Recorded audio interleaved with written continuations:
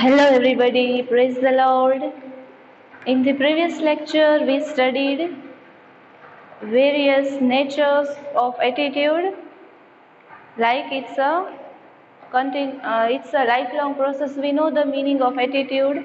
It is a lifelong process. It may be positive or negative or mixed evaluation towards a particular situation. આપણે attitude વિશે શીખી ગયા હતા અને એના પછી આપણે નેચર ઓર કેરેક્ટરિસ્ટિક્સ એટીટ્યુડના પણ શીખ્યા.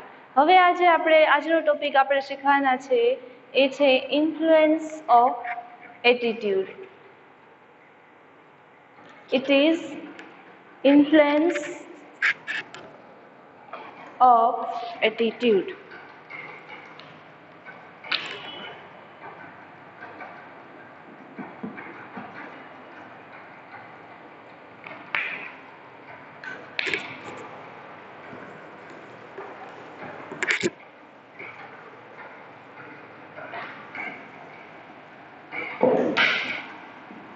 Influence of attitude.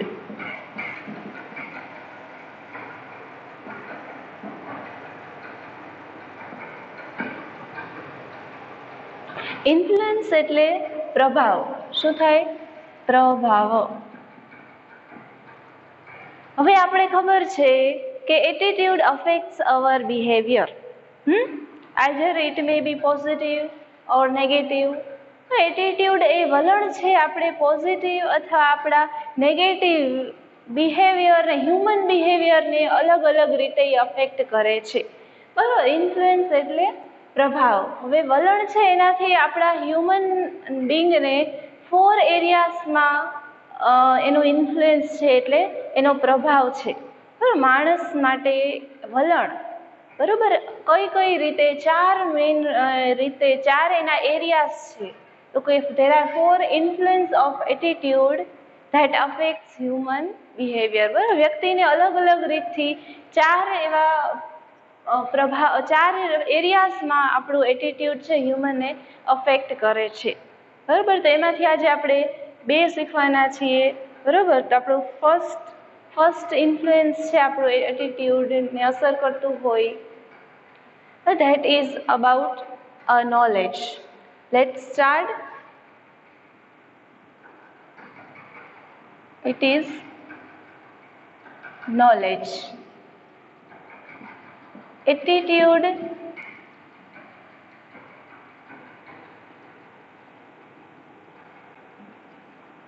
gives meaning or knowledge to life. See, attitude gives meaning or knowledge to life. To have to live a good life. સારું જીવન જીવવા માટે we need each and every type of knowledge. We should know the knowledge of talking, we should have the knowledge of speaking, you should have the knowledge of doing many activities. આપણા જીવનમાં આપણે જ્ઞાનની જરૂર, આવશ્યકતા, it is unavoidable. એનો આપણે avoid ન કરી શકીએ. ધેટ મીન્સ આપણા જીવનમાં જ્ઞાનનો ઇમ્પોર્ટન્સ વધારે છે. તો અહીંયા એટીટ્યુડ છે એ કઈ રીતે આપણે અફેક્ટ કરે છે આપણા જીવનમાં? તો કે it refers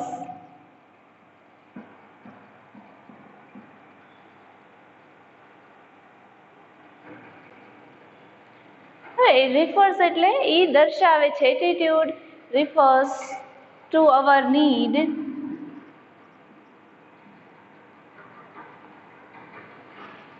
for the world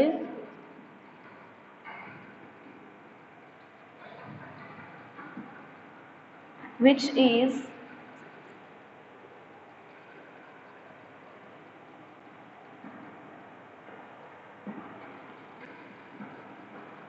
stable and consistent. See, attitude refers to our need. બરોબર. Attitude refers to our need for the world which is stable and consistent. હવે એટીટ્યુડ માટે આપણે અહીંયા એ જોઈએ છે કે નોલેજ છે એ કઈ રીતે આપણા એટીટ્યુડને અસર કરે છે, બરોબર. તો નોલેજનું ઇમ્પોર્ટન્સ શું આપણે જોયું હતું કે સારા જીવન માટે આપણે એટીટ્યુડ જરૂરી છે, બરોબર, જ્ઞાન. તો હવે attitude refers to our need for the world. આપણા દુનિયાને આપણા જ્ઞાનની કેટલી જરૂર છે, right. we got many good writers, many authors. How? કઈ રીતે? they used their knowledge in a particular way. ત્યારે આપણે સારા નોલેજથી આપણે એવા સારા વ્યક્તિ મળ્યા. તો આપણા નોલેજનું દુનિયાને કેટલી જરૂર છે, અને જે ઇટ ઇઝ વેરી સ્ટેબલ એટલે સ્થિર, અને વિચ ઇઝ કન્સિસ્ટન્ટ એટલે સુસંગત. હવે જેને સારું લખતા આવડતું હોય, બરોબર, તો એનું નોલેજ શેર કરશે, બરોબર. એવી જ રીતે જેને સારી બીજી કાંઈ એનામાં સ્કિલ હોય તો એની એ રિલેટેડ એ સુસંગતતા કરશે. તો આપણા એટીટ્યુડ, આપણું બિહેવિયર, આપણું વલણ છે, બરોબર, એને અસર કરતા પર એ હ્યુમન બિહેવિયરને કયા કયા ક્ષેત્રમાં અસર કરે છે, તો એક જ્ઞાનના ક્ષેત્રમાં અસર કરે છે, બરોબર. કેમ કે જ્ઞાન આપણે જીવનનો શું અર્થ બતાવે છે.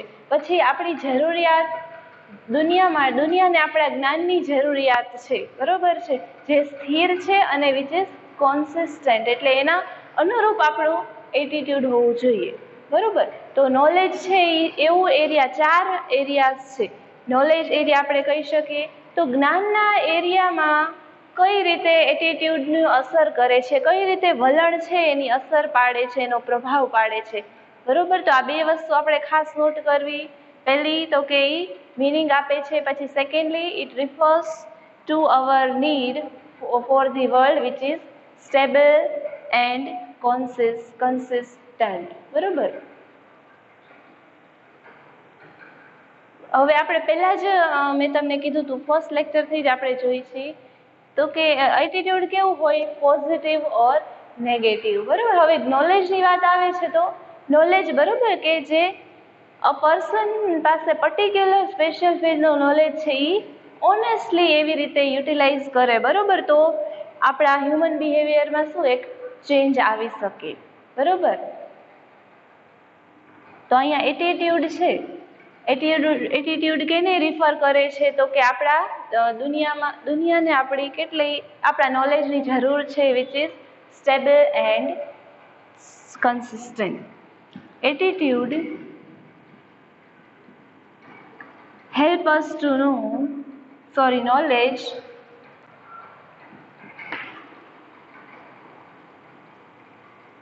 help us to know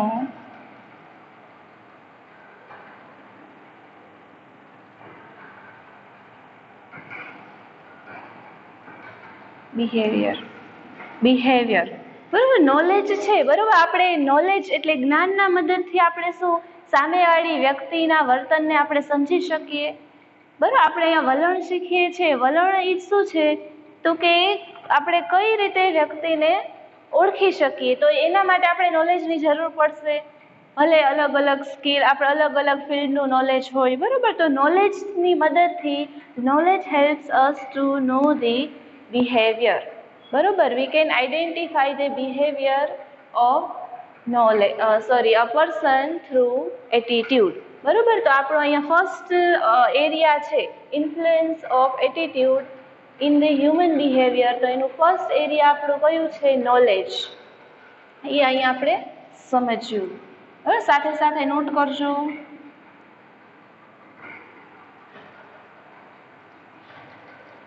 secondly, self और ईगो एक्सप्रेसिव,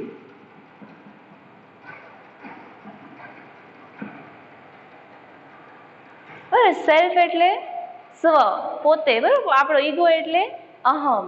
તો આપણો અહમને શું આપણે અભિવ્યક્ત કરીએ છીએ, અહમની અભિવ્યક્તિ, અહમ અભિવ્યક્તિ, આપણે પોતાને કઈ રીતે એક્સપ્રેસ કરી શકીએ, પોતાને વિશે આપણે પોતાનું ઇન્ટ્રોડક્શન, પોતાના થોટ્સને કઈ રીતે એક્સપ્રેસ કરીએ. હવે એના માટે પણ આપણું વલણ છે, એટીટ્યુડ છે, એ રિસ્પોન્સિબલ છે. બરોબર. તો સેલ્ફ ઓર ઈગો. બરોબર. You can remember either self or ego expressive.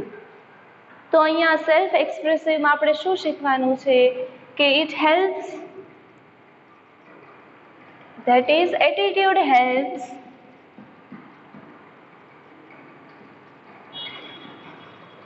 to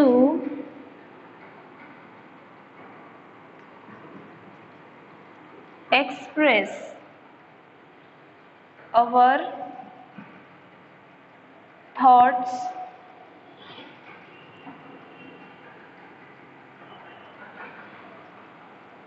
see attitude helps to communicate what we are.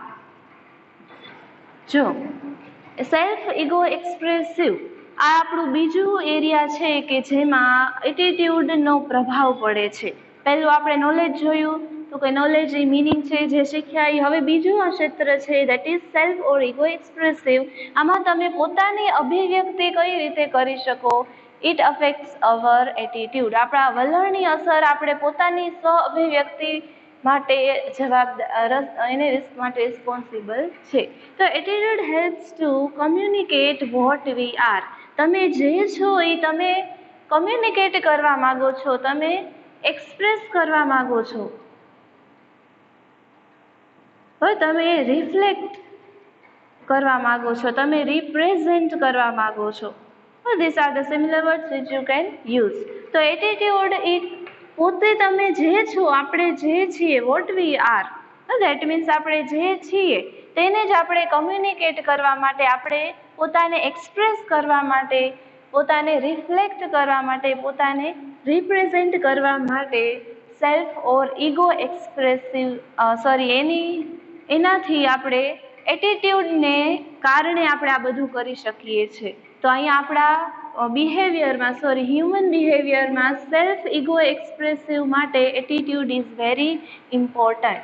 બરાબર. તમે પોતાના એ જ આપણે જોઈએ છે attitude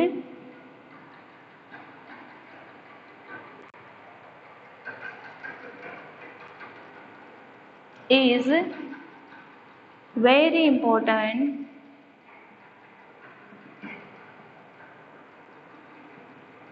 to share our thoughts, opinions, feelings, values.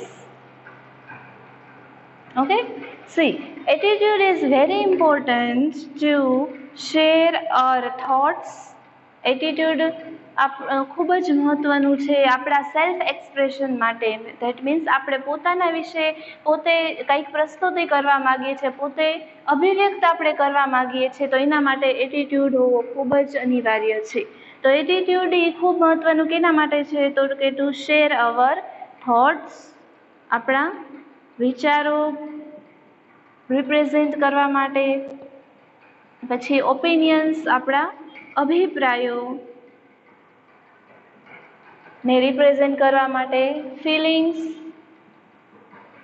આપણી લાગણીઓને રિપ્રેઝેન્ટ કરે, વેલ્યુઝ આપણા મૂલ્યોને રિપ્રેઝેન્ટ કરે છે. તો આ થયું આપણું બીજું એરિયાઝ ઓફ હ્યુમન બિહેવિયર. ક્યાં કયા ઇન્ફ્લુઅન્સનો મતલબ આપણે જોયું, પ્રભાવ. તો હ્યુમન બિહેવિયરના 4 એરિયામાં મેં તમને કીધું. બરાબર. એક નોલેજ, આ બીજું આપણું આજે આપણે શીખ્યા સેલ્ફ ઓર ઈગો એક્સપ્રેસિવ. એક નોલેજના એરિયામાં attitude is very important. Secondly for self or ego expressive, આપણે પોતાના વિશે કમ્યુનિકેટ કરવા માગીએ છીએ તો આપણે એટીટ્યુડ, પોઝિટિવ એટીટ્યુડ અથવા ટાઈપ્સ ઓફ એટીટ્યુડ શીખવું ખૂબ જરૂરી છે. બરાબર. That develops your character, that builds a good communication style. તો અહીંયા આપણે એટીટ્યુડનું મદદથી આપણે શું કરી શકીએ તો કે we can communicate what we are, આપણે પોતાને દર્શાવી શકીએ, પોતાને રિપ્રેઝેન્ટ કરી શકીએ, આપણે વાતચીત કરી શકીએ. કઈ રીતે તો કે attitude is very important to share our thoughts, આપણા પોતાના વિચારોને આપણે શેર કરીએ, ધેન આપણા અભિપ્રાયોને, ફિલિંગ્સ, લાગણી એન્ડ વેલ્યુઝ. બરોબર, તો આ this is very good question. Okay, so today we learned two areas of influence of attitude. બે એરિયા આપણે શીખ્યા. બરોબર, આઈ હોપ કે તમે ધ્યાનથી આ બે ટોપિક, આજના જે બે એરિયાસ છે એ શીખ્યા હશો. તો નેક્સ્ટ લેક્ચરમાં આપણે બાકીના બે એરિયા છે એને આપણે કવર કરશું. So see you in the next lecture.